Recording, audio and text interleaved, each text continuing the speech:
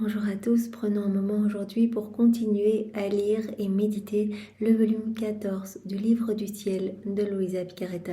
Au nom du Père qui me crée, du Fils qui me sauve et de l'Esprit Saint qui me sanctifie. Amen.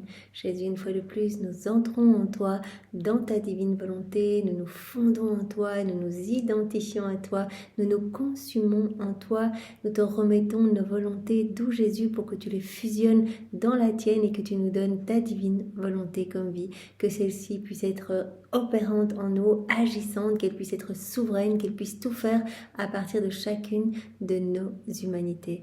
Oui, divine volonté, nous t'invitons, viens regarder à travers nos yeux, viens parler à travers nos bouches, viens respirer dans toutes nos respirations, viens écouter à travers nos oreilles, penser à travers nos pensées, viens bouger dans nos mouvements, viens faire circuler notre sang, fonctionner nos organes, viens, divine volonté, prier dans nos prières, souffrir dans nos souffrances, agir à travers nos mains, marcher à travers nos pas, viens tout faire en nous.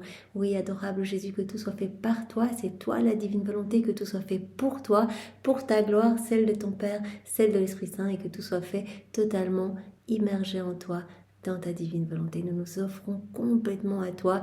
Viens prendre possession de nos êtres. Viens nous marquer de ce sceau royal, le sceau de ton divin fiat, et remplis-nous à rabord de ta lumière, de ton amour, de ton Esprit Saint. Dispose nos cœurs maintenant, Seigneur, pour que nous puissions accueillir et comprendre ce que tu veux nous donner aujourd'hui, que nous puissions le faire avec ta sagesse à toi, avec ta compréhension à toi.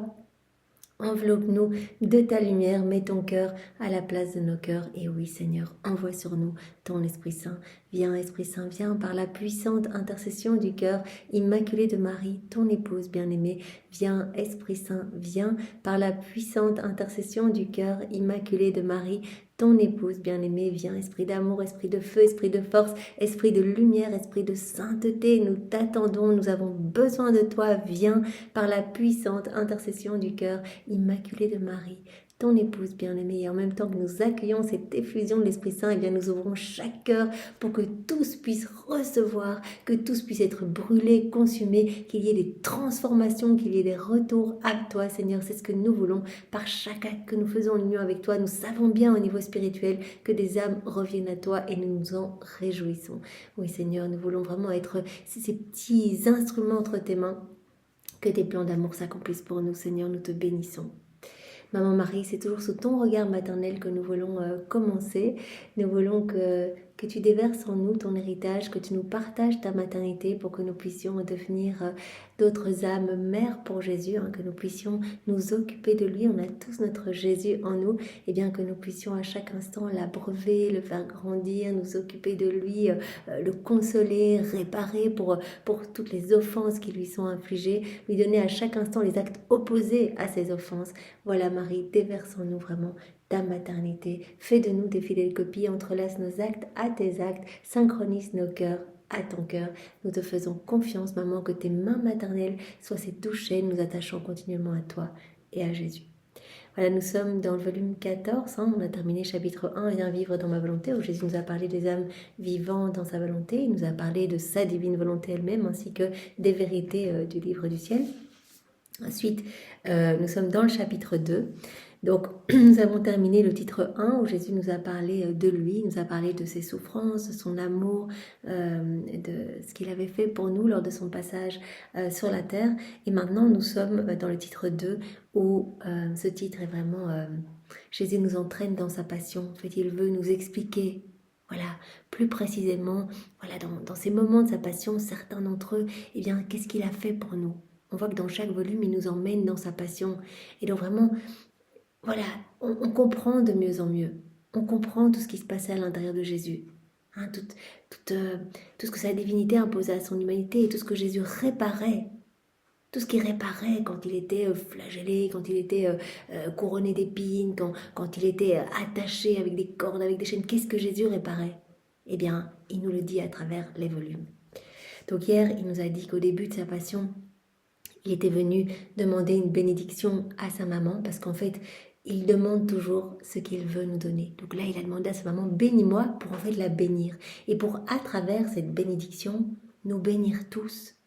Bénir toutes les générations humaines et tous les éléments créés. Pour qu'on soit pétris dans cette bénédiction.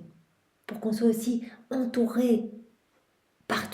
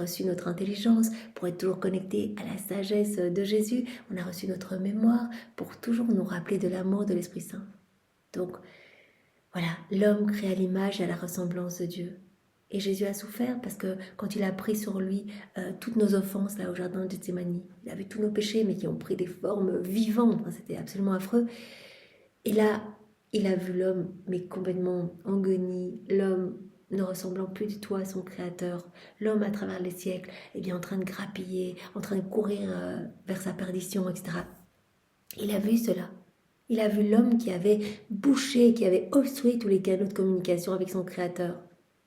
Et l'homme qui se sert, il a vu l'homme qui se sert à travers les siècles de sa volonté propre pour offenser son Créateur. La volonté propre déconnectée de la divine volonté, c'est la catastrophe, ça nous mène à tous les maux. Elle n'est belle, notre volonté, que fusionnée dans celle de Dieu. Sinon, en fait, on fait n'importe quoi. On est complètement désordonné, c'est le chaos. Jésus a vu l'homme se servant de son intelligence qui lui avait été donnée pour faire des belles choses pour la gloire de Dieu, pour être connecté à la sagesse même de Jésus. L'homme se servant de son intelligence pour offenser son Créateur, pour se détourner de son Créateur, pour se croire important, pour s'idolâtrer soi-même, etc. Et il a vu à travers les siècles l'homme se servant de sa mémoire qui nous a été donnée pour nous rappeler toujours de cet amour immense de Dieu pour nous. Il a vu l'homme se servant de sa mémoire pour se rappeler de futilité, de bêtises, de plaisir, de ses péchés même.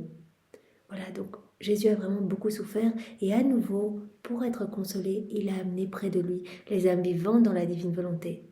Et il a vu en ces âmes, sa divine volonté comme vie. Il a vu en ces âmes des âmes toutes tournées vers la Trinité, sans recherche d'intérêt personnel, sans perte de temps. Des âmes désirant ardemment le royaume du divin vouloir sur la terre. Des âmes ne pensant qu'à l'aimer, qu'à le glorifier, qu'à réparer pour les autres. Donc il a appelé ces âmes pour vraiment voir en elles cette activité divine, la présence même de la Trinité dans ces âmes, la divine volonté bilocalisée dans ces âmes. Et donc vraiment, ces âmes lui ont à nouveau séché ses larmes. Alors on continue aujourd'hui. Jésus nous dit, chez Pilate, j'ai dit je suis venu pour enseigner la vérité. Donc j'ai essayé de mettre ces passages un petit peu par ordre, comme on le voit dans les 24 heures de la Passion. Donc là maintenant, Jésus est chez Pilate et Pilate lui pose des questions sur son royaume. Et Jésus lui répond parce qu'il voit que Pilate n'est pas rempli de malice, n'est pas rempli de perversité comme ça a été le cas pour Hérode. Donc Jésus nous a dit, tous ceux qui recherchent la vérité, je leur donne en fait. Tous ceux qui recherchent un tout petit peu, je ne vais pas me cacher, je vais me révéler. Et donc Jésus a répondu, oui, mon royaume n'est pas de ce monde. Et Pilate a dit, mais tu es roi toi? Et Jésus a dit, oui, je suis roi. Je suis venu en ce monde pour enseigner la vérité. Et en fait là, Pilate a été touché. Quelque chose qui s'est passé en lui. Mais il n'a pas demandé à Jésus, il n'a pas dit, mais c'est quoi la vérité? Il n'a pas laissé le temps à Jésus de répondre. Et malheureusement, il a eu peur de perdre son poste et donc finalement, il a condamné Jésus à mourir. Mais quelque chose s'est passé dans ce dialogue-là. Et alors, Jésus va nous montrer, il va nous dire ce qu'il aurait répondu à Pilate. Si Pilate lui avait laissé le temps, qu'est-ce que la vérité? Donc, c'est à la date du 1er juin 1922, page 48.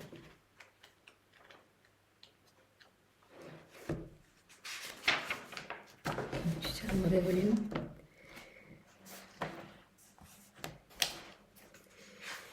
Voilà.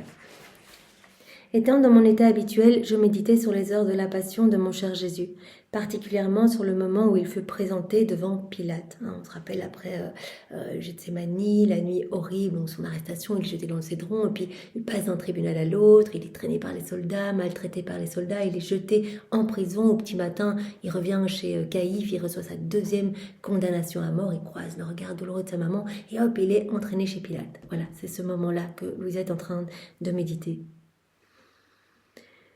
Pilate qui interrogeait Jésus au sujet de son royaume. Jésus me dit, « Ma fille, c'était la première fois dans ma vie terrestre que j'étais confrontée à un dirigeant non juif.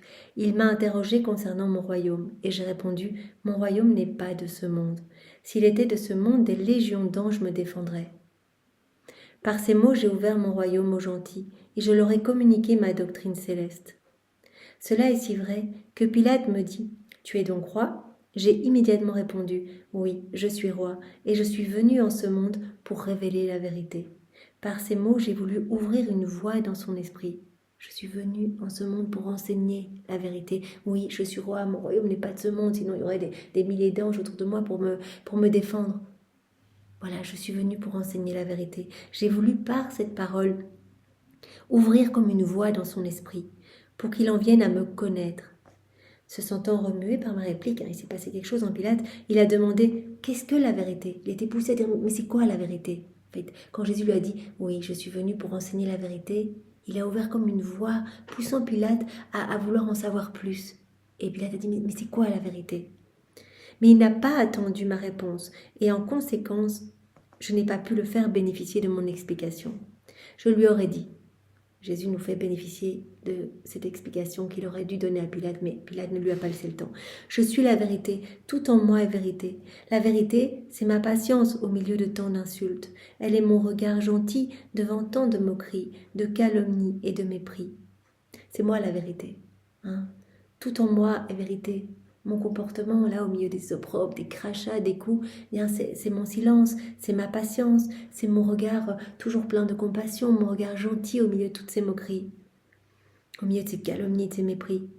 La vérité, c'est mon attitude affable et attirante au milieu de ces ennemis que j'aime, quoi qu'ils me haïssent.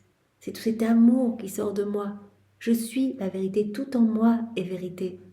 Même s'ils veulent me tuer, je les aime, mes ennemis. Je veux les embrasser et leur donner la vie.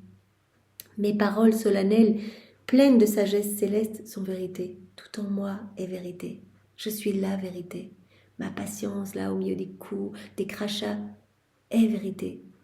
Mon regard gentil, mon regard plein d'amour pour mes ennemis qui sont en train de me griffer, en train de m'arracher les cheveux, etc. Mon regard plein d'amour est vérité. Mon attitude, mes paroles pleines de sagesse, tout est vérité en moi. Cette vérité est plus qu'un soleil majestueux qui se lève, splendide et lumineux. Elle rend honteux ses ennemis, elle les fait tomber à ses pieds. On voit les paroles de Jésus quand il est arrêté au jardin de Gethsémani, et alors il demande « Mais qui cherchez-vous ?» Et alors les soldats disent « Jésus de Nazareth ». Et quand il dit « C'est moi », tous les ennemis tombent en fait. En fait, beaucoup des soldats tombent. Et puis par un autre « Égosum, c'est moi », il les relève. Et en fait, ce qui est intéressant dans les écrits d'Anne-Catherine Emmerich, je dis toujours Emmerich, je ne sais plus si c'est Emmerich ou Emmerich, eh bien, c'est intéressant parce que tous ceux qui sont tombés, Jésus a dit, ce sont ceux qui se sont convertis par la suite. Hein, tous les soldats qui sont tombés, qui étaient là, qui, voilà, en fait, ont été touchés petit à petit. Et à la mort de Jésus, ils se sont tous convertis. Et pour certains, même avant. On pense à Longin, là c'est quand Jésus était mort, qui vient avec sa lance, et il s'est converti. Il a été guéri en recevant l'eau et le sang du côté de Jésus dans son œil qui louchait. Il a été guéri instantanément, et tombé à genoux. Celui-ci était vraiment le Fils de Dieu. Voilà. Cette vérité, donc tout en moi est vérité, cette vérité est plus qu'un soleil majestueux qui se lève splendide et lumineux. Elle rend honteux ses ennemis, elle les fait tomber à ses pieds. Et alors, tout est vérité, les regards de Jésus. Hein, quand ses ennemis le harcelaient, les soldats qui le rouaient de coups, en fait, ils étaient honteux devant ce regard plein d'amour de Jésus, ce regard plein de lumière, plein de gentillesse. Ils étaient tellement gênés bien qu'ils lui ont bandé les yeux d'un chiffon sale pour ne pas voir ce regard si majestueux les regarder. Donc, tout en moi est vérité, cette vérité est plus qu'un soleil majestueux qui se lève, splendide et lumineux. Elle rend honteux ses ennemis, elle les fait tomber à ses pieds. Pilate m'a interrogé avec sincérité, et je lui ai répondu immédiatement. Hérode, au contraire, m'a interrogé avec malice. Donc, voilà. Après, Pilate a envoyé Jésus chez Hérode, et là, Hérode, lui, il était curieux, il était vraiment plein de malice. Il a dit, mais alors, ce royaume, etc. Et là, Jésus n'a pas répondu. Il a dit, non, là, je vois que il n'y a que de la perversité dans ce cœur qui me le demande. Il ne fait pas ça pour rechercher la vérité, pour mieux me connaître. Non, il fait ça pour mieux se moquer de moi, pour me tourner en dérision. Hérode m'a interrogé avec malice. Je ne lui ai rien répondu. Je me révèle à ceux qui désirent sincèrement s'instruire des choses saintes. Je leur révèle plus qu'ils n'espèrent savoir. D'autre part, je me cache à ceux qui sont curieux et méchants. Je me révèle à ceux qui veulent mieux me connaître et je me cache à ceux qui sont curieux, ceux qui sont méchants. Cela rejoint tout ce que Jésus nous a dit par rapport aux écrits du ciel. Si on ouvre les écrits du ciel avec une intention de se moquer, de trouver à redire, etc., on ne va rien comprendre du tout. Jésus nous a dit, c'est comme si ces vérités allaient être trop éblouissantes pour l'âme. Elle ne comprendra pas. Elle sentira qu'il y a quelque chose d'attirant dans ces vérités, mais elle ne les comprendra pas. Tandis que l'âme qui, voilà, qui vient dire Jésus, je veux vraiment mieux te connaître, je veux mieux connaître ta divine volonté, je veux mieux t'aimer, je veux te suivre, je veux recevoir ce cadeau. Voilà, et on vient avec cette intention-là, quand on ouvre les écrits du ciel, Jésus se révèle. Il vient lui-même poser ses mains sur nos têtes. Maman Marie, le ciel, toute la cour céleste, tous viennent nous aider pour comprendre. On est comme sous cette pluie de lumière pour comprendre ces vérités. Sinon, comment pourrions-nous comprendre ces vérités? Je me cache à tous ceux qui sont curieux et méchants. Lorsqu'ils essayent de se moquer de moi, je me dissimule et les confonds, de telle sorte que c'est moi qui me moque d'eux. Néanmoins, par le fait que ma personne est habitée par la vérité, elle s'est aussi manifestée à Hérode. Je ne lui ai pas répondu, parce que je voyais que tout était malice en lui, en Hérode. Mais comme ma personne est vérité, comme mes regards sont vérité, comme mes respirations sont vérité, mon attitude est vérité, tout en moi est vérité, donc quelque part je me suis manifestée aussi à Hérode. Mon silence devant son interrogatoire hostile, c'était vérité aussi. Mes regards modestes, mon attitude pleine de gentillesse, la dignité et la noblesse de ma personne, c'était pour lui comme autant de vérités, des vérités en agir. Donc même si j'ai pas parlé à Hérode, parce que je me révèle qu'à ceux qui veulent vraiment, qui ont le cœur droit, qui veulent vraiment me connaître. Mais toute mon attitude, tout mon être, mon silence, mes regards, ma gentillesse, la dignité et la noblesse de toute ma personne, eh bien c'était comme des vérités en agir. Donc je me suis quand même manifestée à Hérode par toute mon attitude, tout mon être. C'était pour lui comme autant de vérités, des vérités en agir. Alors, point suivant, chez Hérode, on m'a traité et vêtu comme un fou, en fait, comme un démon. Vous vous rappelez, donc après, Pilate l'a renvoyé chez Hérode, Hérode lui a posé des questions, Jésus n'a pas répondu, et là, Hérode a été un petit peu vexé, et donc il a dit, mais en fait, on va l'habiller comme un fou. Donc on mettait au fou à l'époque des vêtements blancs, on se moquait d'eux, et à nouveau, dans les écrits d'Anne-Catherine, c'est pire que le vêtement blanc. En fait, on met le vêtement blanc, mais on lui a mis aussi une couronne de paille, vraiment pour se moquer de lui, et vraiment le pousser d'un côté à l'autre, etc. Vraiment, on semblant qu'il était complètement insensé, qu'il était vraiment pris de démence. Et donc Jésus a accepté. Tout a un sens, il a accepté cela, il a accepté toutes ces moqueries, il a accepté d'être revêtu comme ça de ce vêtement blanc. En fait, pour réparer, pour la folie humaine, le péché nous rend complètement fous. Le péché nous enlaidit, le péché nous enfonce, le péché nous déconnecte de Dieu. Et donc Jésus a accepté ces humiliations pour nous restaurer, pour qu'on quitte cet état d'insanité. C'est ce que Jésus va nous expliquer dans ce passage-là. Donc c'est à la date du 1er avril 1922. C'est à la page 28. Donc c'est à la fin de ce passage, donc page 28, plus ou moins au milieu de la page. Après cela, j'ai suivi les heures de la Passion, en particulier la partie où Jésus a été vêtu et traité comme un démon. Mon esprit était totalement plongé dans ce mystère. Quand Jésus me dit « Ma fille », ce fut la scène la plus humiliante de ma passion, être habillé et traité comme un fou. La scène la plus humiliante de ma passion. Jésus qui a été mis à nu, qui a été craché dessus dans les égouts de la ville. Et il dit, et là, le fait qu'on m'ait vêtu comme un fou, ça a vraiment été humiliant. Parce que moi, je suis la sagesse du monde. Cela fit de moi un jouet, une diversion pour les Juifs. On a commencé à me mépriser encore plus. J'étais comme un jouet, on me jetait à droite à gauche. Et vraiment, dans diverses révélations sur la passion de Jésus, on voit que ce qu'on lit là dans les 24 heures, parce qu'on se concentre surtout sur ce qui se passe à l'intérieur de Jésus, sur ses réparations, mais les détails sont encore bien pires. On voit que vraiment, on lui a piqué des aiguilles dans ses plaies, on mettait du métal brûlant en fait dans ses plaies ouvertes, on l'attrapait par les pieds et on tapait sa tête comme ça contre les bords, enfin juste affreux, juste la méchanceté pure. Et Jésus dit, ça a vraiment été humiliant. Vraiment, quand on m'a habillé comme un fou, en fait, ça a fait de moi comme un jouet, une diversion pour les Juifs. Mon infinie sagesse ne pouvait être soumise à une plus grande humiliation. Moi qui suis la sagesse infinie, c'était juste affreux d'être tellement tourné en dérision. Mais il était nécessaire que moi, le Fils de Dieu, je subisse cette souffrance. Tout était nécessaire. J'ai accepté cela. J'ai accepté cela pour quelque chose. Et Jésus va nous expliquer pourquoi. Le péché rend l'homme fou. Il n'y a pas de plus grande insanité. de roi qu'il est, l'homme créé à l'image et à la ressemblance de son créateur, beau, dans cette réciprocité d'amour, l'homme pour qui tout a été créé, chef-d'œuvre de la création, l'homme résidence de son créateur, etc. De roi qu'il est, il le transforme en un esclave et un jouet des plus vilaines passions qui le tyrannisent encore plus que s'il était un démon. Voilà, en péchant, l'homme n'est plus connecté à Dieu, il devient comme le jouet de Satan en fait. Le jouet des plus vilaines passions qui le tyrannisent. Le péché, Jésus nous avait parlé dans un autre passage, vraiment comme ces chaînes. En fait, si le péché est véniel, ce sont des chaînes de corde. Si le péché est grave, ce sont des chaînes de fer. Et ça nous attache. Et si on veut essayer de faire le bien, on n'arrive pas. On est comme tenu par ces chaînes. On est rendu esclave de nos mauvais comportements. On est rendu esclave de nos mauvaises tendances. On n'arrive pas à devenir meilleur.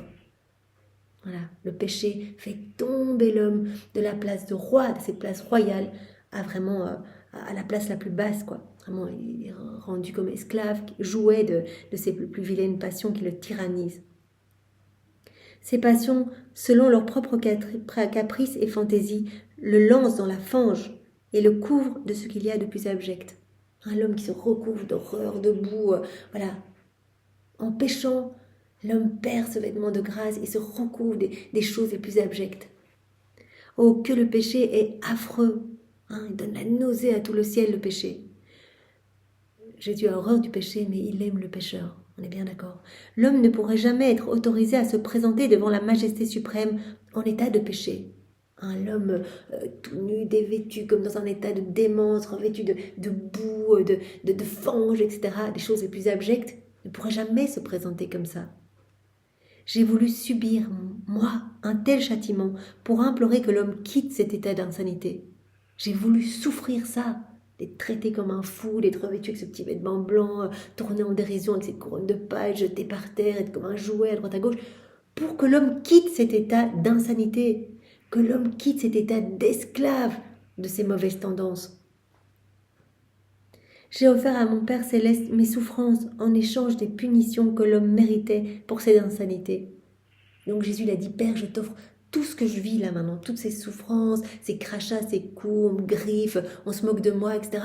Je t'offre ces souffrances. Je t'offre tout ça en échange des punitions que l'homme mérite pour ses insanités. L'homme dans son état comme ça, il mérite des châtiments, il mérite des punitions. Et moi, je t'offre mes souffrances pour prendre tout sur moi. Donc en échange de toutes les punitions que l'homme mérite pour ses insanités. Chaque souffrance que j'ai subie était l'écho des souffrances que les créatures méritent. Tout ce que j'ai souffert, c'était l'écho de ce que vous méritiez, vous, mes enfants, tombés dans le péché aussi bas. Cet écho a résonné en moi et m'a rendu victime du ridicule, des moqueries et de tous les tourments. J'ai pris tout ça sur moi pour vous libérer, pour vous restaurer, pour vous remettre debout, pour vous faire quitter cet état de folie, cet état d'insanité. Et j'ai dit à mon Père, je t'offre mes souffrances en échange des punitions que l'homme mérite à cause de cet état d'insanité, à cause de cet état de péché. Alors on continue. J'ai accepté cette horrible flagellation pour vous redonner la vie. Donc après, quand il a quitté chez Hérode, le retour a été encore plus douloureux. L'aller avait déjà été pénible, sous les crachats, les coups, mais là il est revenu avec ce vêtement blanc, donc c'était encore plus terrible. Les gens dans la rue lui jetaient des trucs, etc. Et il est arrivé chez Pilate à nouveau. Et Pilate, à ce moment-là, était un petit peu touché. Il était, et il a montré à la foule aux côtés de Barabbas en disant « Qui voulez-vous que je libère ?» Il espérait, Pilate, que la foule serait moins cruelle et libérerait Jésus. Barabbas était vraiment un horrible criminel, etc. Et malheureusement, donc, comme on le sait, Jésus a été condamné et la foule a condamné Jésus et a demandé que Barabbas soit gracié. Donc humiliation aussi, et Jésus là il a réparé pour toutes les fois où on le fait passer après quelque chose. Ça peut tous nous arriver, on peut passer après une sortie, après une grasse mat, après n'importe quoi. Qu'on ne met pas Jésus en premier. Voilà, c'est ce que on renouvelle alors ce qui s'est passé quand les Juifs ont préféré Barabbas. Et puis après cela, Pilate s'est dit, mais la foule est enragée, a soif du sang de Jésus, je vais le condamner et être flagellé. Et après, je pourrais le laisser partir. Et donc, Jésus est condamné à être flagellé. Et donc là, cette horrible flagellation où Jésus reçoit 5480 coups. Donc tout son corps est lacéré en lambeaux, du sang qui coule à flot. Et Jésus va nous expliquer que là, par cette flagellation, il nous a restaurés, puisque le péché nous a retiré ce vêtement de grâce. Eh bien, il a accepté qu'on le mette nu, pour nous revêtir à nouveau. Il a accepté d'être défiguré, puisque le péché nous a tellement enlaidis. Et en fait, le péché a créé des plaies tellement profondes en nous, qu'il a accepté vraiment de devenir une plaie vivante, en fait. On voyait même plus, il n'avait plus l'apparence humaine. Il a tout accepté pour nous relever. Et aussi, on voit dans les 24 heures qu'il répare à travers cette flagellation pour tous les péchés de la chair, etc.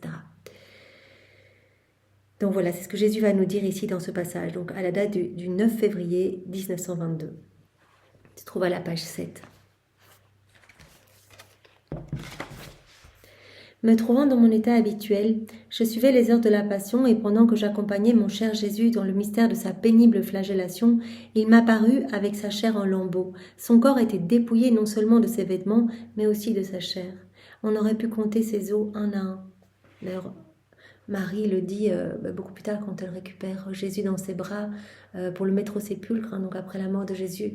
Elle dit, mon fils, si je n'avais pas su que c'était toi, je ne t'aurais pas reconnu en fait. Ta beauté s'est changée en difformité. Tout n'est que bleu, tout n'est que contusion, tout n'est que sang, on voit tes os apparents, etc. Je ne t'aurais pas reconnu. Vous imaginez comme Jésus a accepté tout cela pour nous rendre notre beauté originelle. Parce que le péché fait que Dieu ne nous reconnaît pas. On est là dépouillé du vêtement de la grâce, et on est rempli de difformité. Voilà, donc Louisa médite ce mystère de la flagellation. Il m'apparut avec sa chair en lambeaux, son corps était dépouillé non seulement de ses vêtements, mais aussi de sa chair.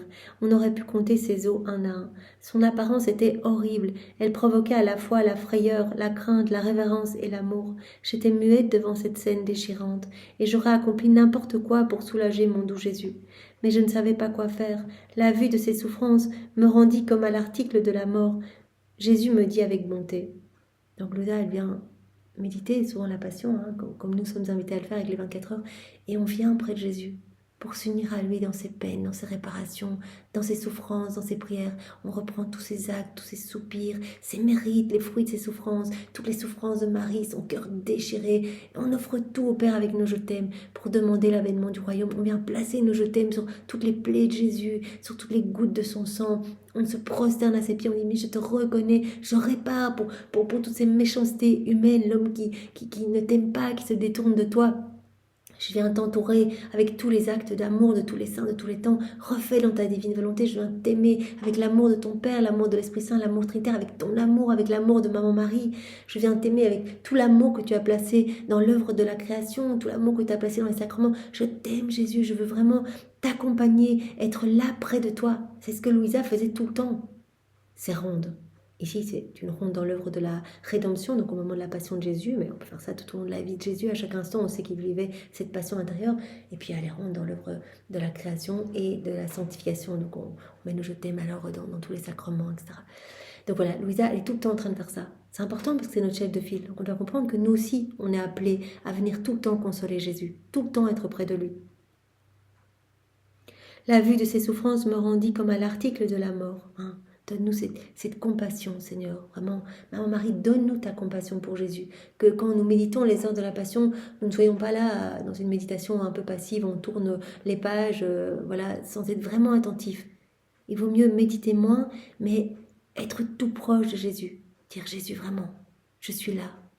Prendre un petit peu de temps entre chaque passage pour dire, je suis là, Jésus. Là, tu es en train de réparer ça. Merci Jésus, merci pour tout ce que tu fais. Oh, tu es si gentil. Je te dis merci avec tes propres remerciements. Merci de venir redonner les droits à ta divine volonté. Je vois tout ce que tu fais pour nous, Seigneur. Pas une goutte de ton sang ne va être perdue. Je vais prendre tout ton sang. Je vais aller nettoyer maintenant toutes les âmes avec Maman Marie. Voilà, soyons vraiment présents près de Jésus. La vue des souffrances de Jésus me rendit comme à l'article de la mort. Jésus me dit avec bonté, « Ma chère fille, regarde-moi bien, pour que tu saches la profondeur de mes souffrances. Mon corps est l'image de l'homme quand il pêche. » Là, mon corps tout défiguré, en lambeaux avec des morceaux de chair par terre, c'est l'image de l'homme quand il pêche. L'homme, il devient affreux quand il pêche. Le péché dépouille l'homme des vêtements de ma grâce.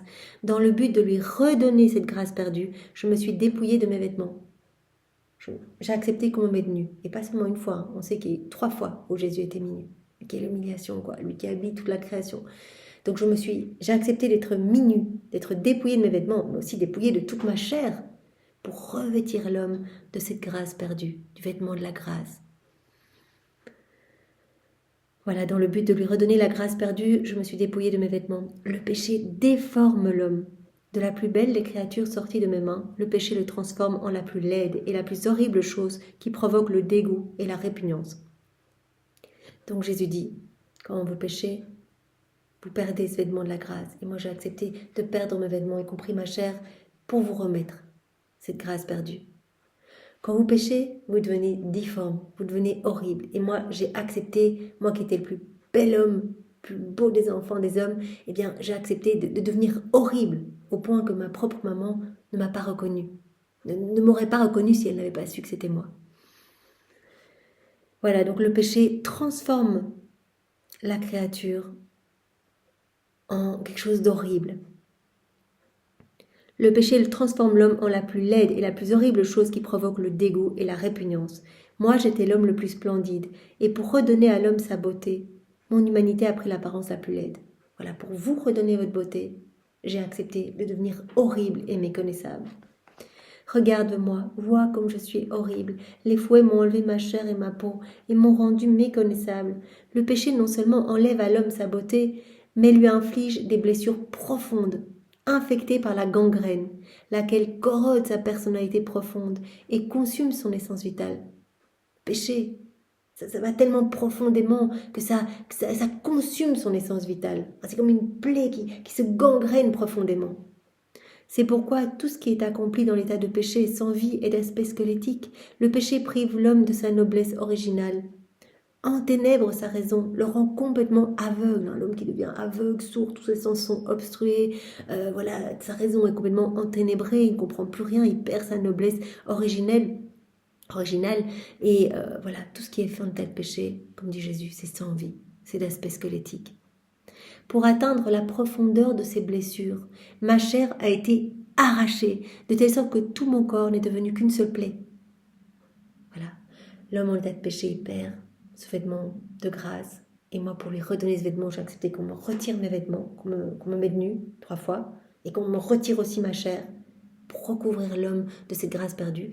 Le péché rend l'homme affreux. J'ai accepté d'être rendu affreux, méconnaissable, pour vous redonner cette beauté originelle. Le péché vient gangréner l'homme, ça crée comme ces blessures, mais très profondes, ces blessures qui rendent l'homme aveugle, qui enténèbrent sa raison, qui lui font perdre sa noblesse première, qui privent l'homme de toute beauté. Et donc moi j'ai accepté de devenir une plaie vivante en fait. Voilà, que ce soit vraiment une plaie, mais jusqu'à mes os en fait, partout. De telle sorte que tout mon corps n'est devenu qu'une seule plaie. Donc j'ai accepté cela pour vous restaurer. Voilà, pour vous sortir de cet état de gangrène généralisée. En versant des rivières de sang, j'ai fait couler mon essence vitale dans l'âme de l'homme pour lui redonner la vie. Parce que le péché, en fait, retire la vie de l'homme. Le péché, en fait, comme dit Jésus ici, le péché, en fait, atteint l'homme tellement profondément qu'il consume son essence vitale. Et Jésus a accepté de devenir une rivière de sang, en fait. Il y avait du sang partout. Tout n'était que sang. On ne voyait même plus son visage. J'ai accepté ces rivières de sang de les verser pour vous, pour faire couler mon essence vitale dans vos âmes, pour vous redonner la vie. Si je n'avais pas eu avec moi ma divinité, qui est la source ultime de la vie, je serais mort dès le début de ma passion. Si je n'avais pas eu ma divine volonté, si je n'avais pas eu ma divinité, source ultime de vie, je serais mort tout de suite. Trop de souffrance. À chaque souffrance qui m'était infligée, mon humanité mourait, mais ma divinité me soutenait. Il claquait la tête par terre, etc. Jésus dit, mais si je n'avais pas eu ma divinité comme source de vie, qui me soutenait continuellement toute ma passion, je serais mort, littéralement, dès le début de ma passion. Mais chaque fois, mon humanité mourait et ma divinité me soutenait. Mes peines, mon sang répandu, ma peau en lambeaux furent autant de contributions pour redonner vie à l'homme. Mon sang, mes peines, mes chairs arrachées, lambeaux de chair par terre. Eh bien, tout a été autant de contributions pour vous ramener à la vie, pour redonner la vie à mes enfants. Mais l'homme, est-ce qu'il accepte tout ça? Est-ce qu'il vient chercher? Il vient chercher le sang de Jésus pour être nettoyé, vient s'unir à Jésus pour recevoir tous les fruits de ce mystère de sa flagellation? Non, l'homme rejette mon sang, et ainsi il ne reçoit pas la vie. J'ai tout fait pour vous redonner la vie, pour vous restaurer, pour vous embellir, mais l'homme ne vient pas s'unir à moi. Il rejette mon sang, il rejette mes plaies, il ne reçoit pas la vie. Il foule aux pieds ma chair, et ainsi il reste rempli de blessures. Il reste malade, il ne vient pas chercher le remède. Oh, comme je ressens cruellement le poids de l'ingratitude des hommes. Ça, Jésus nous le dit tout le temps, c'est la pire des blessures pour son cœur. 3 grosses blessures du cœur de Jésus. Donc d'un côté, la première, c'est la blessure qu'il ressent des âmes qu'il aime, toutes les âmes qui aiment Jésus et qui souffrent par amour pour lui, ça Jésus ressent cette blessure. Donc blessure très douloureuse pour le cœur de Jésus, mais en même temps très douce. Donc il lui donne vraiment des joies indescriptibles. Deuxième blessure, l'ingratitude. Voilà, l'homme qui prend pas, l'homme qui veut pas, l'homme qui dit pas merci, l'homme qui voit pas tout ce que Jésus a fait. Il vient pas chercher la vie, il vient pas chercher les remèdes. Il ferme son cœur à double tour et par là même il ferme le cœur de Jésus. Jésus peut rien donner, il souffre. Lui qui a tout fait pour nous, il dit mais toutes vos vies sont déjà refaites, j'ai tout souffert, je vous ai restauré, je vous ai relevé, je vous ai embelli. Pourquoi vous venez pas chercher? C'est ingratitude. Jésus dit ça, c'est vraiment une blessure terrible pour mon cœur. Et puis troisième blessure, l'obstination dans le péché. Oh, je ressens cruellement le poids de l'ingratitude des hommes. Se jetant alors dans mes bras, Jésus fondit en larmes. Je le serrais sur mon cœur pendant qu'il suffoquait dans ses larmes. Le voir ainsi pleurer me brisait le cœur. J'aurais été prête à souffrir n'importe quelle peine pour l'empêcher de pleurer. Vous voyez, Louisa qui, directement, elle s'offre à Jésus. Partage-moi tes douleurs. En fait, elle aime tellement Jésus qu'elle ne supporte pas de le voir triste. Et c'est un petit peu, à une toute petite échelle, ce que l'on peut expérimenter avec nos enfants. Si notre enfant souffre, on a envie de dire, mais en fait, on préférerait 1000 fois souffrir nous que de voir notre enfant souffrir. Eh bien, Louisa, là, elle est près de Jésus, elle dit, s'il te plaît, Jésus, partage-moi tes souffrances. Voilà, c'est pour ça qu'elle s'est offerte en âme victime. Jésus lui a demandé tout de suite, elle a dit, oui, partage-moi tes amertumes, partage-moi tes peines d'affliction, partage-moi tes peines d'amour, je veux tout partager avec toi. Elle l'aime tellement, alors Jésus le partage, on l'a vu à travers les volumes, petite goutte de ses souffrances à lui. Nous pouvons aussi, nous, à notre petite échelle, dire Jésus, partage-moi un petit peu, de toute façon tu ne donneras pas plus que ce qu'on peut porter, un petit peu. C'est trop pour toi, toutes ces souffrances. Tu peux un petit peu partager chez les âmes qui t'aiment. J'aurais été prête à souffrir n'importe quelle peine pour l'empêcher de pleurer. Je lui donnais ma compassion, j'embrassais ses blessures, je séchais ses larmes. Un peu réconforté, Jésus ajouta, « Sais-tu de quelle manière je me comporte? Je me comporte comme un père qui aime beaucoup son fils, alors que celui-ci est aveugle, difforme, paralysé, etc. Et que fait le père qui aime son fils à la folie? Il se départit de ses propres yeux, de ses jambes, de ses membres, il s'arrache la peau et il se donne tout entier à son fils. Il lui dit, « Je suis plus heureux en étant aveugle, déformé, paralysé. Si je sais que toi, mon fils, tu peux voir, marcher et être beau. Oh, comme ce père est heureux de réaliser que son fils voit maintenant avec ses yeux, marche avec ses jambes et est vêtu de sa beauté. » Il dit, moi je suis comme ce père. Je veux tout donner. Jésus nous a parlé de l'amour vrai, c'est lui l'amour vrai. L'amour vrai est prêt à mourir pour donner la vie à l'être aimé. Je suis comme ce père, je veux tout vous donner. Comme ce père qui voit son enfant, qui est handicapé, qui voit rien, qui est aveugle, qui est difforme. Et le père, il se départit de tout. Il donne ses yeux, il donne ses reins, il donne tout pour que son fils puisse vivre et être heureux. Oh mon fils, je serais beaucoup plus heureux si toi tu peux marcher, si toi tu peux être revêtu de beauté. Comme sa peine serait grande s'il réalisait que son fils, dans un acte de profonde ingratitude, se défaisait des yeux de son père, de ses jambes et de sa peau, préférant redevenir la misérable créature qu'il était. Donc le père, tout heureux de réaliser que son fils voit enfin avec ses yeux, marche avec ses jambes à lui, est vêtu de sa beauté. Mais quelle tristesse pour le père s'il voyait que son fils en fait disait, mais en fait non, je vais reprendre ma condition d'avant, voilà, je veux pas en fait tes cadeaux, je veux pas, il arracherait les yeux, etc. Il arracherait la peau, il arracherait tout en disant non, je veux pas de cette beauté. Je veux pas voilà, de tout ce que tu veux me donner. Voilà, quelle tristesse pour le père, voyant son fils se défaisant de tous ses cadeaux préférant redevenir la misérable créature qu'il était. Moi, je suis comme ce père. Je me suis dépouillée de tout pour tout donner à l'homme, pour vous réhabiliter, pour vous restaurer, pour vous relever, pour vous donner ma beauté, pour vous redonner la vie, là, par mon sang. Et je suis comme ce père. Quelle tristesse pour ce père si l'enfant n'acceptait pas les cadeaux et préférait vivre dans une condition misérable.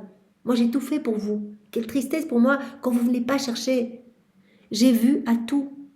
Mais l'homme, par son ingratitude, l'humanité, par son ingratitude, m'inflige les peines les plus cruelles. L'humanité me fait souffrir parce qu'elle ne veut pas. Elle est ingrate. Elle ne vient pas chercher. Je suis comme ce papa qui veut tout donner pour vous rendre heureux. Comme le roi qui laissait des coffres remplis d'argent, de pierres précieuses pour son peuple, pour que le peuple soit bien, que le peuple puisse avoir de quoi manger, avoir une maison, un toit, tout. Et le peuple ne vient pas servir. Et le roi, s'il voyait ce peuple traîner en haillons, malheureux, à mendier, etc., il dirait, non, mais qu'est-ce qui se passe? Tout est là, venez vous servir. Eh bien voilà, Jésus nous dit, je souffre, tout est là, j'ai vu à tout. J'ai tout fait pour chacun de vous. Et je vous appelle continuellement, venez vous chercher, venez vous servir. Je veux que vous soyez heureux, je veux que vous soyez debout. Je veux vous ramener à cette dignité d'enfant de Dieu. Mais l'homme, l'humanité, par son ingratitude, m'inflige les peines les plus cruelles. L'homme ne vient pas chercher, l'homme continue à me tourner le dos, l'homme continue à être ingrat, à vivre dans un état de léthargie spirituelle, vraiment dans une souffrance intense. Quand on est sans Dieu, on souffre parce qu'on a été créé pour être avec Dieu. Donc l'homme cherche dans les choses du monde à essayer d'apaiser ce vide qu'il ressent en lui. Cette souffrance, elle provient en fait de l'agonie de la divine volonté en nous. Quand on commence à se sentir mal, etc., en fait, Jésus dit, ça, c'est l'expression, vous ressentez ce que ma divine volonté vit en vous. Elle est sur la croix, vous ne la laissez pas libre, donc elle souffre, elle est dans une agonie, et vous ressentez cette agonie-là quand vous vous sentez suffoqué dans le monde, que vous cherchez quelque chose pour essayer d'être mieux, etc. Mais revenez à moi, je suis la source de tous les biens, de tous les bienfaits, de tous les bonheurs, de toutes les joies. Je vais tout vous donner, je veux tout vous donner. Il suffit que vous vous unissiez à moi et je vous donnerai tout. C'est pour ça que Jésus nous a parlé des rondes, il nous a donné sa divine volonté pour en fait qu'on ait l'espace pour accueillir tout ce qu'il veut nous donner. Et à chaque fois qu'on fait une ronde, en fait, il nous donne. Donc c'est comme si on faisait le tour de nos propriétés. On fait une ronde, on met nos jetons dans le soleil, hop, ce soleil se forme en nous. Jésus nous donne les attributs divins cachés dans le soleil, la lumière, la chaleur, tout l'amour qu'il a placé dans le soleil en le créant, etc. Et ainsi de suite pour tous les éléments créés. Et ainsi de suite aussi quand on fait une ronde dans l'œuvre de la rédemption, on s'unit à Jésus. Là, tu es en train de vivre ta flagellation, ou tu es en train de vivre ton couronnement d'épines, etc. Je suis près de toi. Ou à un moment de sa vie, je suis là avec toi, au moment de ton baptême, au moment des noces de Cana, que sais-je. Voilà, je suis avec toi. Hop, directement, Jésus nous donne tous les fruits attachés au mystère. Tout ce qu'il a fait, tous les fruits de ses réparations, de ses prières, il nous les donne à nous. Et ça se déverse sur le monde. Et si on s'unit à Jésus dans le Saint-Sacrement, dans chaque sacrement, eh bien, il va nous donner tous les fruits de ces sacrements. Tout ce que les autres ne reçoivent pas parce que les cœurs sont mal disposés, comme nous a dit Jésus, il va nous le donner à nous. On s'unit, on reçoit. Il faut s'unir à Jésus. C'est pour ça que Jésus nous a appris ces rondes.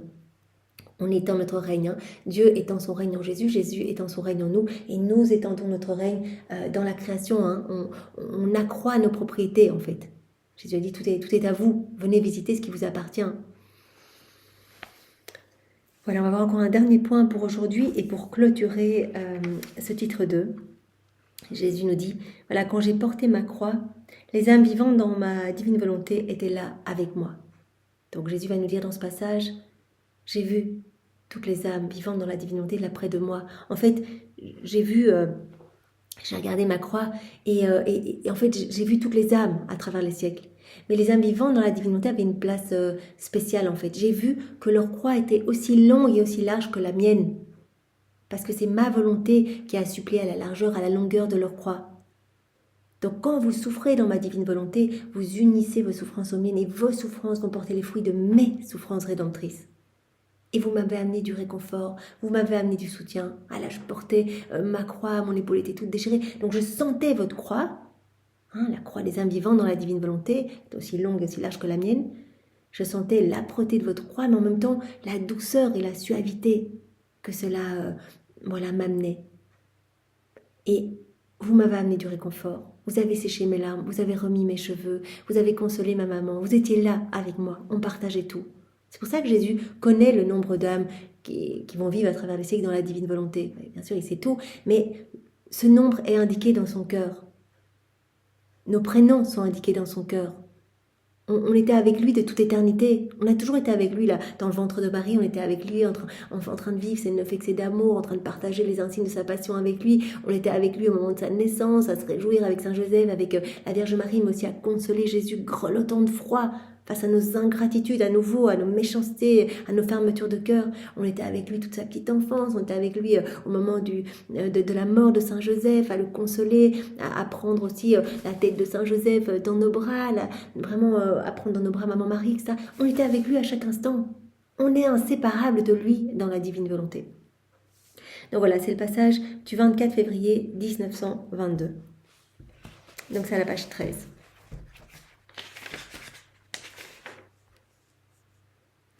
J'étais dans mon état habituel quand, et mon toujours adorable Jésus se montra à moi en train de prendre sa croix sur sa très sainte épaule.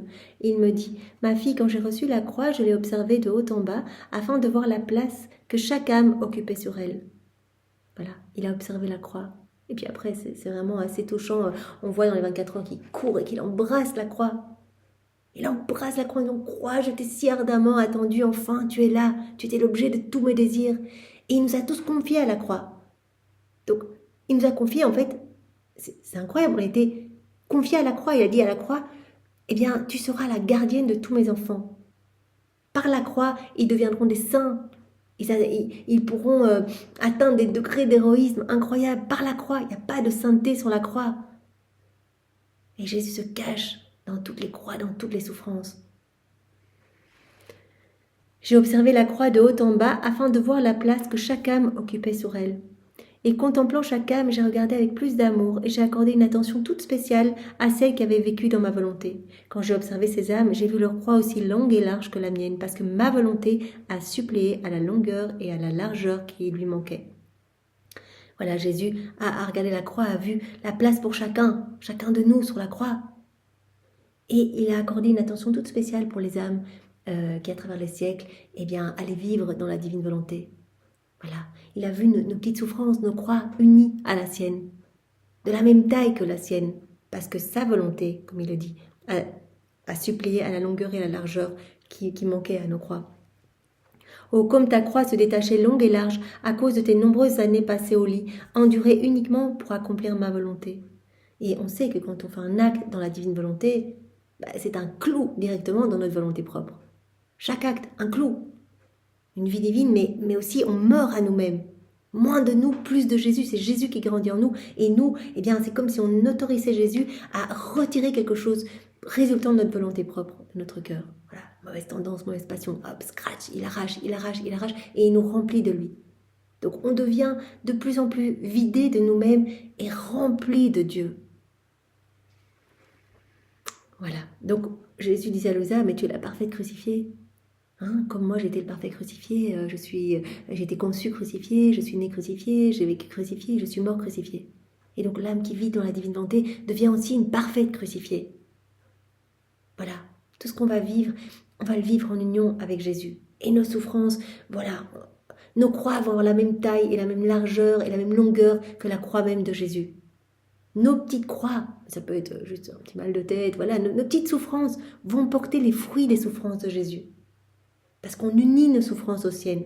Exactement quand on coule nos prières dans celles de Jésus, on unit nos prières à celles de Jésus. Donc nos prières, on porte les fruits des prières de Jésus. On laisse Jésus prier en nous. Vous imaginez la portée de nos prières, mais aussi la portée de nos souffrances. Jésus renouvelle sa passion en nous. Voilà, je t'ai vu, toi, comme ta croix se détachait longue et large à cause de tes nombreuses années passées au lit, endurées uniquement pour accomplir ma volonté, alors que ma croix était là seulement pour satisfaire la volonté de mon Père Céleste. La tienne était là pour réaliser ma volonté. Toi, dans ton lit comme ça paralysé, ta croix était là pour réaliser ma volonté, pour qu'on forme ensemble ce royaume. Les deux croix, donc la mienne et la tienne, les deux croix se sont fait mutuellement honneur. Et comme elles avaient les mêmes dimensions, elles ont fusionné. Voilà ce qui se passe. Quand on souffre dans la divine volonté, notre croix se fusionne à celle de Jésus. Ma volonté possède la vertu d'adoucir la dureté des croix, d'atténuer leur âpreté, de les allonger, de les élargir pour qu'elles deviennent comme la mienne. Voilà. Et quand on vit les choses dans la divine volonté, en fait, tout devient plus léger. Quand on vit dans la divine volonté, ça ne veut pas dire qu'on n'aura pas de souffrance. Évidemment, Jésus va continuer sa passion en nous. Donc ça, c'est sûr qu'il va continuer sa vie en nous. Donc on va connaître les calomnies, les jugements, etc. Ça, c'est sûr. Mais tout va être vécu avec une telle joie. Parce que la divine volonté, c'est la source de la joie. C'est la source du bonheur. Donc il y a ces mers de joie qui vont nous envahir tout le temps. De force. Et donc ça, c'est incroyable. Et on va, à la place de regarder les souffrances, de se plaindre, etc., on va regarder les fruits de ces souffrances, comme Jésus l'a fait tout au long de sa vie. Et regardez, sinon il serait mort de douleur. Et regardez toutes les âmes qui allaient être sauvées par chacune de ces souffrances, les fruits de ces souffrances. Donc ma volonté possède la vertu d'adoucir la dureté des croix, d'atténuer leur âpreté, de les allonger, de les élargir, pour qu'elles deviennent comme la mienne. Que nos souffrances deviennent, voilà, nos croix deviennent de la même taille que la croix de Jésus, pour qu'elles puissent se fusionner ensemble. Pour cette raison, quand j'ai porté ma croix, j'ai senti à la fois la douceur et l'âpreté des croix des âmes qui ont souffert dans ma volonté. Oh, quel soulagement elles ont apporté à mon cœur. Mais en même temps, la lourdeur de ces croix a fait ma croix s'enfoncer dans mon épaule, au point qu'elle a causé une blessure profonde. Donc, j'ai senti la souffrance des âmes qui m'aiment à travers les siècles. J'ai senti, ça a été une douleur dans mon cœur. Ma croix était plus lourde. J'ai senti l'âpreté de vos croix. Mais en même temps, la douceur de votre amour. Malgré la douleur aiguë que je subissais, je sentis en même temps la douceur des âmes qui ont souffert dans ma volonté, des compagnes de mes souffrances. Ces âmes, voilà, qui vivent tout par amour pour moi, qui sont unies à moi, qui acceptent tout pour moi. Comme ma volonté est éternelle, leurs souffrances, leurs réparations et leurs actes ont habité chaque goutte de mon sang, pénétré chacune de mes blessures, chacune de mes offenses reçues. Voilà, les âmes vivantes dans la divine volonté, vous étiez là avec moi lors de ce chemin de croix douloureux où les soldats criaient, où où j'étais couvert de poussière, de crachats, etc., où je ne voyais rien du tout, c'était lourd, etc. Voilà, et puis il y avait les souffrances de ma maman qui partent en écho dans mon cœur, etc. Mais vous étiez là. J'ai senti, vous étiez à côté de moi, vous m'avez amené du soulagement, vous m'avez présenté vos épaules pour porter la croix avec moi. Chacun de vos actes, chacune de vos réparations, chacune de vos souffrances ont habité chaque goutte de mon sang, pénétré chacune de mes blessures, chacune des offenses que je recevais. Ma volonté m'a fait voir comme présentes toutes les offenses des créatures, à partir de celle du premier homme jusqu'à celle du dernier. Moi, tout le temps, je voyais vos offenses, vos péchés, vos actes déconnectés de la divine volonté. Et donc, les âmes vivant dans ma volonté, souffrant par amour pour moi, vivant tout en union avec moi, eh bien, ont été un réconfort pour moi, tout au long de ma vie, tout au long de ma passion, là, particulièrement dans ce chemin de croix douloureux. Vos souffrances, vécues en union avec moi, par amour pour moi, vos réparations, vos actes, eh bien, ont habité chacune des gouttes de mon sang, chacune des gouttes de ma transpiration. Tout ce que vous avez fait, ça a comme pénétré dans chacune de mes blessures pour m'amener du réconfort. Voilà, vous m'avez donné en fait à chaque instant les actes opposés aux offenses qui venaient qui venaient m'assaillir. C'est par égard pour les âmes qui allaient vivre dans ma volonté que j'ai décrété la rédemption. Par égard pour ces âmes toujours avec moi. C'est par égard pour elles, c'est pour elles que j'ai décrété la rédemption. Si d'autres âmes peuvent bénéficier de la rédemption, c'est à cause de ces âmes qui ont vécu dans ma volonté. Voilà, et tout ce que j'octroie comme grâce, tout ce que j'ai octroyé, tout ce que j'octroierai, les bénédictions, les charismes, tout ce que je donne, c'est par égard pour les âmes qui vivent dans la divine volonté. Et c'est à travers ces âmes, à travers leurs actes. Jésus nous l'a déjà dit. Je donne tout par le truchement de ces âmes. Quand on fait nos actes, on remet en mouvement toute la rédemption. Quand on fait nos actes, eh bien, Jésus donne des cadeaux, donne des grâces de repentir, de conversion à toutes les âmes autour de nous, mais aussi des âmes du passé, qui ont peut-être acquis leur sainteté, nos saints patrons, parce qu'aujourd'hui on prend ce moment dans la divine volonté, ou qu'une autre âme a pris ce moment dans le passé, ou on prendra un moment, fera un acte dans la divine volonté. Donc c'est juste trop beau. Donc voilà, si j'ai décrété la rédemption, c'est à cause des âmes qui ont vécu dans ma volonté. C'est pour elles que j'ai décrété la rédemption. Il n'est aucun bien que j'accorde, autant au ciel que sur la terre, si ce n'est par égard pour ces âmes. Donc une âme qui est libérée du purgatoire, c'est pour les âmes qui vivent dans la divine volonté. C'est parce qu'elles ont fait un acte. Voilà, une âme qui peut, voilà, qui bénéficie d'une indulgence plénière, etc. Hop, c'est parce qu'une âme qui vit dans la divine volonté a fait un acte. Une âme qui se convertit tout d'un coup, c'est parce qu'une âme qui vit dans la divine volonté a fait un acte. Une âme qui a des émotions, c'est parce qu'une âme qui vit dans la divine volonté a fait un acte. Une âme qui a la chance de voir la Vierge Marie, recevoir ses messages, etc. C'est parce qu'une âme qui vit dans la divine volonté a fait un acte. Jésus dit, il n'y a aucun bien que j'accorde, que ce soit dans le ciel ou sur la terre, si ce n'est par égard pour ces âmes. Donc, tout est fait pour ces âmes, en fait. Donc, j'ai décrété la rédemption, voilà, par égard pour les âmes qui allaient vivre dans ma volonté. Donc c'est à cause de ces âmes que j'ai décrété la rédemption. Il n'est aucun bien que j'accorde autant au ciel que sur la terre, si ce n'est par égard pour ces âmes. Je le répète et je le répète encore parce que je trouve ça tellement beau. Voilà, merci Seigneur. Sois béni. Nous sommes tellement chanceux, voilà, d'être nés après Louisa et voilà, d'avoir la chance de découvrir ces écrits du ciel et vraiment que tu aies pu nous brûler. Vraiment, c'est ce que tu veux faire avec chacun, mais vraiment quelle chance quoi. Vraiment, quelle chance, merci, merci, nous ne pouvons que te bénir Seigneur, c'est toi qui as choisi que nous naissions à cette époque bénie. Alors merci Seigneur et nous voulons sans cesse te louer, te remercier, t'honorer, t'adorer, t'aimer avec ta volonté au nom de toutes les générations humaines. Nous voulons le faire à chaque instant, à chacun de nos actes, à chacun de nos battements de cœur, à chacun de nos battements de cils, à chacun de nos mouvements, tout le temps, nous voulons t'assaillir d'amour et te demander sans fin l'avènement du royaume de ta divine volonté. Sois béni Seigneur.